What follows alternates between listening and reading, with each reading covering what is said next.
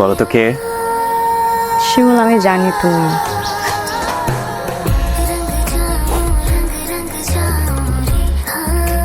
কি হলো, মন খারাপ? কি হচ্ছে? বাবা আমাকে লুকিয়ে ছেলেপক্ষের কাছে দেখাতে নিয়ে গেছে। তারপর? তারপর আর কি, আমি কি জানি ছেলের মা আসবে। ছেলেপক্ষ অনেক ধনী, টাকাওয়ালা, তাই বাবা রাজি হয়নি। আর ছেলে পক্ষের সিদ্ধান্ত কি জান? ছেলে পক্ষের সিদ্ধান্ত হচ্ছে যে মেয়ে খুবই সুন্দর, কিন্তু ছেলে তাকে বিয়ে করবে না। কখনো। তোমাকে কে বললো? ছেলে নিজে বলেছে, আমার খুব ক্লোজ।